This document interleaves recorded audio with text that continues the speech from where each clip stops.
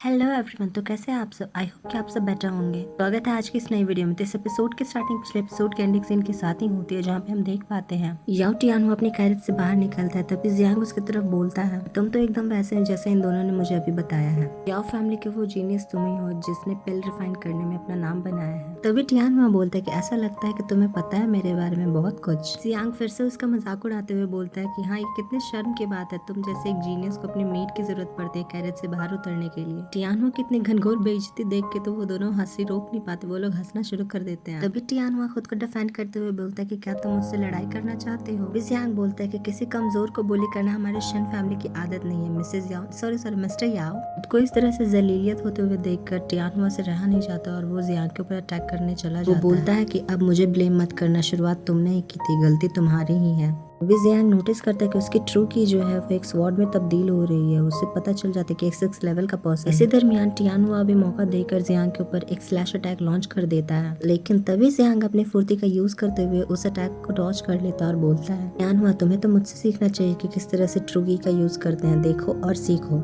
ऐसा कहते साथ ही जियांग टियानो को कपड़ों की तरह निचोड़ने के लिए रेडी था। तभी वहाँ कैरेज के अंदर से एक आवाज आती है। अगले ही पल उस कैरेज के अंदर से एक जोरदार साउंड अटैक बाहर निकल, जिस साउंड अटैक ने जियांग को पीछे कर दिया था। और इस अटैक की इतनी ज्यादा टेरिफाइंग पावर देख के तो जियांग के भी पसीने छूट रहे थे। तभी हमें वहाँ पे एक ब्लास्ट का सीन दिखाया जाता है, जिसके साथ ही जियांग दूर फेंक दिया जाता है। अचानक से हुए अटैक को देखकर तो जियांग को बहुत गुस्सा आता है। वो टियानो को बोलता है कि क्या याओ फैमिली में हर एक बंदा छिप के अटैक करना जानता है? अगर हिम्मत है तो सामने आके अटैक करो। उस कैरेज से एक एल्डर बाहर निकलता है और बोलता है कि शिन फैमिली के बच्चे, तुम जैसी यूजलेस पे मैं अपना टाइम वेस्ट नहीं करना चाहता। ये जो अटैक तुमने देखा ये कॉलिंग टेक्निक थी और ये बस एक वार्निंग थी। यांग की ऐसी हालत देखकर जी फैमिली के वो बंदे बोलते हैं कि एक के खिलाफ तो ये तो सरासर नाइंसाफी है। अभी हमें उस एल्डर का शक्ल दिखाया जाता है जो कि बड़े से टमाटर की तरह था। टियानो को बोलता है कि तुम्हें ऐसे किसी जगह पे नहीं फाइट करनी चाहिए, तुम एक मैनर में फाइट करो। सुनते साथ ही टियानो समझ जाता है उस एल्डर के मैसेज को। वो जियांग को बोलता है कि हमारे एंगेजमेंट का जो लेटर वो याओ फैमिली तक अब तक पहुंच भी गया होगा और 10 दिनों बाद ये पता भी चल जाएगा कि कौन बनेगा वहाँ पे दूल्हा।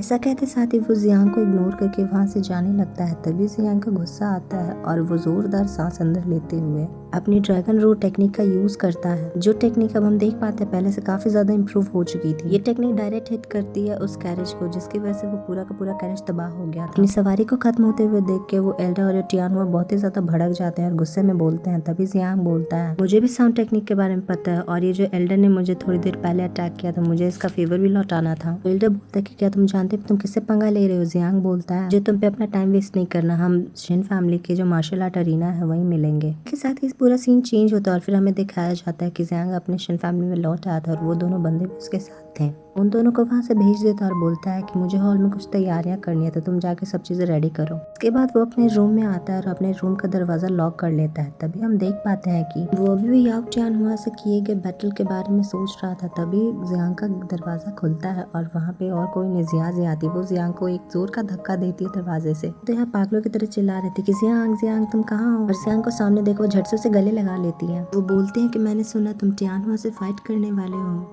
मैं यहाँ तुम्हें चीयर करने के लिए आए हैं। तभी वो ये नोटिस करती है कि इस पूरे रूम में किसी वुमेन की फ्रेग्रेंस थी। ऐसी फ्रेग्रेंस को स्मेल करते हुए बोलते हैं, जियांग तुम ठरके क्योंकि तुम्हारे रूम में लड़की की स्मेल कहाँ से आ रही है? ये देख के तो जियांग की हालत खराब हो जाती है। तो बोलता है कि ये जो एल्डर आई थी मेरे रूम में थोड़ी देर पहले। अभी जियांग का गुस्सा शांत होता है और बोलते है कि तब तो चलो ठीक है। वही जियांग सोच रहा था कि ये तो मेया और बायू की स्मेल थी। हाँ वो दोनों की एज कम है, लेकिन वो दोनों किसी एल्डर से कम थोड़ी ना है। तो इससे यही साबित होता है कि मैंने जिया से कोई झूठ नहीं बोला।